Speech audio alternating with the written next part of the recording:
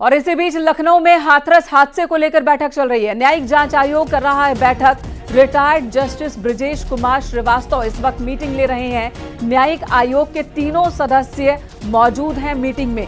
प्रमुख सचिव संसदीय कार्य जेपी सिंह भी बैठक में शामिल हैं। IG law and order LR Kumar भी बैठक का हिस्सा है। जौलीबाग के नैमिषारण्य गेस्ट हाउस में ये मीटिंग चल रही है। 3 सदस्यीय आयोग का गठन कल ही हो गया था। इस वक्त उस आयोग की मीटिंग चल रही है। लखनऊ में ये मीटिंग चल रही है और 2 महीने का वक्त इस आयोग को मिला है अपनी रिपोर्ट सौंपने के लिए। तो बड़ी खबर लखनऊ से आ रही है। हाथरस हादसे को लेकर ही मीटिंग चल रही है। लखनऊ से ऋषभ मणि त्रिपाठी हमारे सहयोगी इस वक्त मौजूद हैं फोन लाइन पर। ऋषभ, और क्या ज्यादा जानकारी है? मीटिंग की शुरुआत हो गई है और क्या कुछ रिपोर्ट्स अभी आयोग के पास है जिसके आधार पर या आगे की प्लानिंग हो रही है कि कहां से जांच शुरू की जाए? जी बिल्कुल, देखिए ये एक शुरुआती और पहली मीटिंग है। जितने भी ऑफिशियली डॉक्यूमेंट्स हैं, अभी तक की जो जांच हुई है, जितने दस्तावेज हैं, लॉ एंड ऑर्डर के आईजी LR कुमार वहां पर आए हैं और लॉ एंड ऑर्डर की ओर से जितनी जानकारी है वो इस वक्त जुडिशियल कमीशन को सौंपी जा रही है। उसी पर चर्चा चल रही है। भवेश कुमार सिंह जो इसके रिटायर्ड IPS हैं, इस कमीशन के सदस्य, वो भी पहुंचे हुए हैं। तो बेसिकली जस्टिस श्रीवास्तव जो इस आयोग के अध्यक्ष हैं वो इस मीटिंग को ले रहे हैं और दस्तावेजों का आदान प्रदान हो रहा है। या आप ये कह सकती हैं कि पहली बार उन दस्तावेजों को देखा परखा जा रहा है। इसके बाद की जो भी जरूरत है उनको और किसी जानकारी चाहिए, क्या दस्तावेज चाहिए, ये सारी चीजें आज लिस्ट बनाकर सौंपी जाएगी यहाँ के प्रशासन को कि आयोग को और किन किन चीजों की जरूरत है, कितने स्टाफ की जरूरत है, ये भी आज की बैठक में तय हो जाएगा। इसके बाद बताया जा रहा है कि हाथरस पहुंचेगा ये आयोग और फिर हाथरस में आगे की कार्रवाई होगी। ठीक है ऋषभ, क्या जानकारी मिल रही है? आयोग के सदस्य हाथरस कब जाएंगे?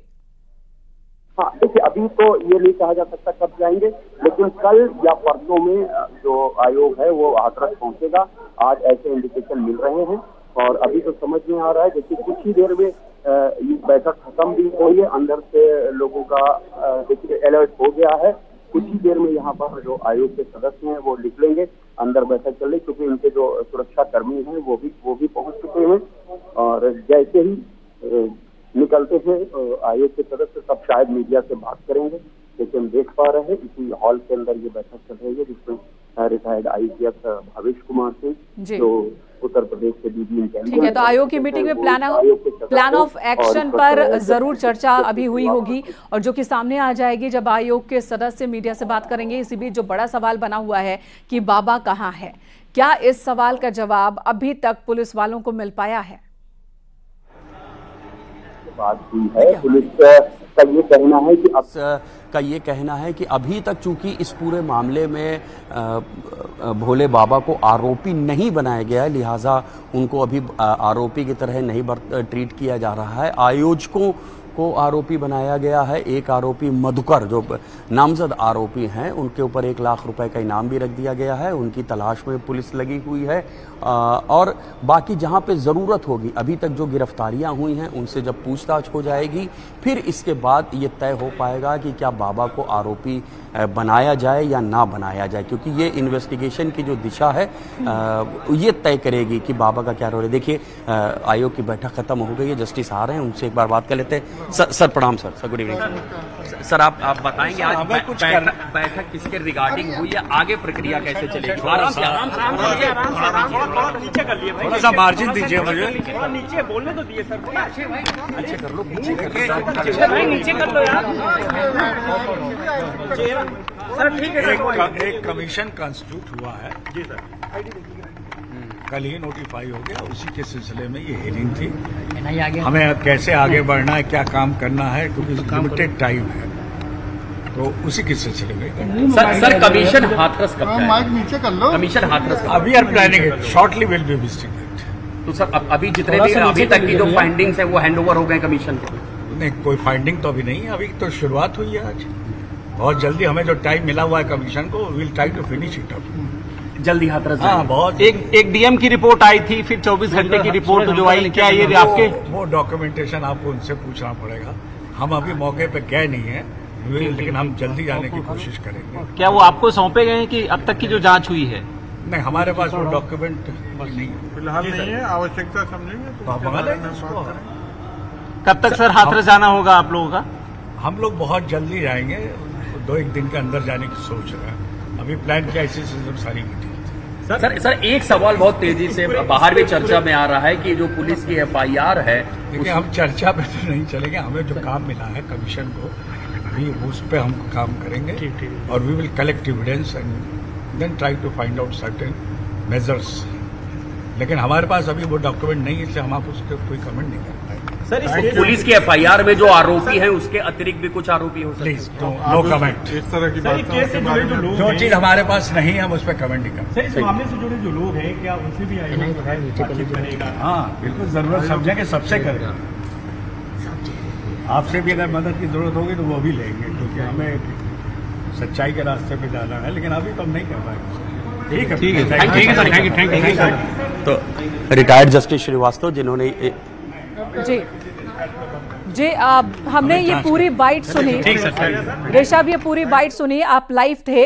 ये बताएं ऋषभ कि न्यायिक जांच आयोग किस तरह से अपना काम करता है। जैसा कि इन्होंने बताया कि अभी तक कोई भी फाइंडिंग्स, कोई भी रिपोर्ट, चाहे वो SDM की रिपोर्ट हो या किसी की भी रिपोर्ट हो, पुलिस की रिपोर्ट हो, इन तक नहीं पहुंची है। तो न्यायिक जांच आयोग क्या ये स्वतंत्र रूप से जांच करता है या फिर सबकी मदद लेकर करता है?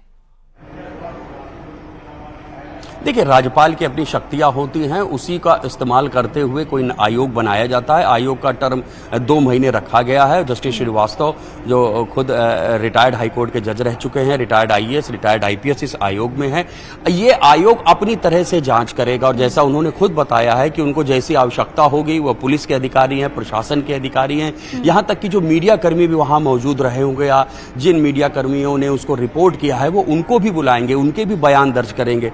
तो वहां अगर कोई सर्कमस्टांशियल एविडेंस मिलता है तो वो उसके ऊपर अपनी रिपोर्ट तैयार करेंगे कि आयोजन आहूत करने के लिए किसने परमिशन दी थी, किन परिस्थितियों में परमिशन दी थी, क्या वहां पर जितना फोर्स डिप्लॉय किया गया था वो डिप्लॉयमेंट। पूरी जानकारी देने के लिए। तो आयोग की अहम मीटिंग खत्म हो चुकी है। आयोग ने प्लान ऑफ एक्शन तैयार कर लिया है और बहुत जल्द हाथरस भी जाएंगे और उसके बाद जांच की शुरुआत आयोग की ओर से कर दी जाएगी। अगली खबर मिर्जापुर से। हाथरस हादसे पर मंत्री सूर्य प्रताप शाही ने मीडिया से बातचीत के दौरान कहा कि हादसे पर अखिलेश यादव सियासत कर रहे हैं, कोई भी दोषी बचेगा नहीं, यह भरोसा एक बार फिर उन्होंने दिया। जो घटना हुई उससे कुछ दिन पहले उस महान भाव से मिलने के लिए खुद अखिलेश जी गए और जिन लोगों ने उसके परमिशन और उनकी संख्या को गलत बताया वो भी उस घटना के लिए जिम्मेदार हैं, उस घटना के लिए। और जैसा मुख्यमंत्री जी कल वहाँ पर गए थे, उन्होंने न्यायिक जांच की बात कही है। जो जांच के भीतर बातें आएंगी और जो निष्कर्ष निकलेंगे, हमारे मुख्यमंत्री योगी आदित्यनाथ जी ने आश्वस्त किया है कि किसी को भी उसमें बख्शा नहीं जाएगा और जो भी उसका अपराधी होगा उसके खिलाफ कार्रवाई की जाएगी। ठीक है। और अखिलेश जी को ऐसे जो संवेदनशील मुद्दे पर ये ज़रूरत है मानवता और जो गंभीर रूप से घायल हैं उनके इलाज की व्यवस्था करने के लिए ये वक्त नहीं है कि इस पर इस तरीके की राजनीति किया जाए।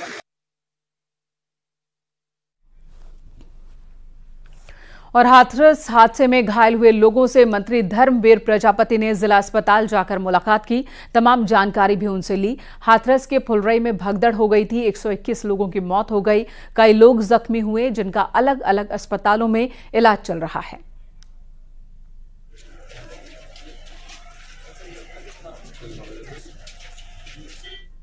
नहीं, अभी मेरे यहाँ के डॉक्टरों से बात हुई है तो वो कह रहे हैं कि थोड़ा लंबा समय लगेगा ठीक होने में, लेकिन ठीक हो जाएगा।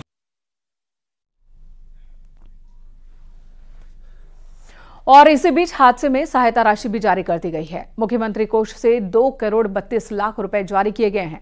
मृतकों के परिजनों और घायलों के लिए शासन ने धनराशि जारी की। डीएम के जरिए अब मृतकों के परिजनों और घायलों तक ये चेक पहुंचाए जाएंगे।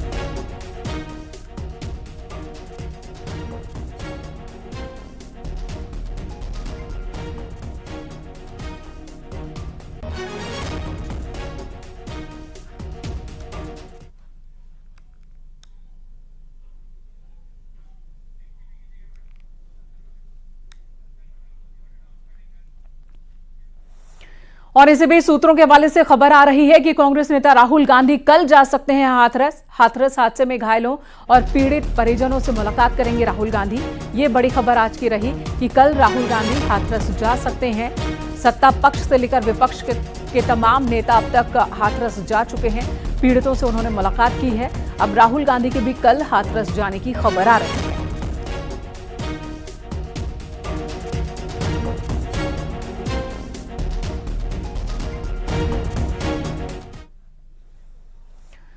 वहीं यूपी सरकार इस हादसे को लेकर विपक्ष के निशाने पर है। समाजवादी पार्टी की ओर से कई गंभीर आरोप अब तक सरकार पर लगाए जा चुके हैं। एसपी सांसद रामगोपाल यादव ने कहा कि ये हादसा है और हादसे तो होते रहते हैं। उन्होंने कहा कि कई बार ऐसी स्थिति बन जाती है कि ज्यादा भीड़ हो जाती है। सरकार इसकी जांच कर रही है। ये हादसा है, ना कि कोई साजिश। उन्होंने कहा कि सरकार को इस बारे में गाइडलाइंस बनानी चाहिए। हादसे ही होते हैं, सबरीमाला पे हो गया, हर जगह होता रहता है। जब कई बार ऐसी स्थिति बन जाती है, ज्यादा भीड़ हो गई, आस्था इतनी थी भोले बाबा से लोगों को, इतने बड़े पैमाने पर भीड़ हो गई, और जब वो चले और पीछे लोग चले जैसा कहा जा रहा है, हालांकि अब तो ये जांच का बिंदु है, जांच चल रही, तो उसमें एक हादसा हो गया। गवर्नमेंट इसकी जांच कर रही है, जांच करने के बाद सारी स्थिति सामने आएगी। लेकिन हादसा है, ये कोई डिजाइन या किसी के द्वारा साजिश का रास्ता नहीं, जैसा कुछ लोग कहने लगे।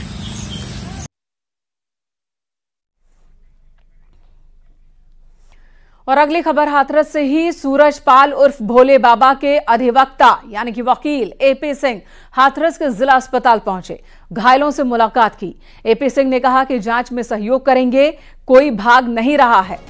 तो भोले बाबा तो नहीं दिखा अब तक, हादसे के बाद से ही कहीं गायब है वो।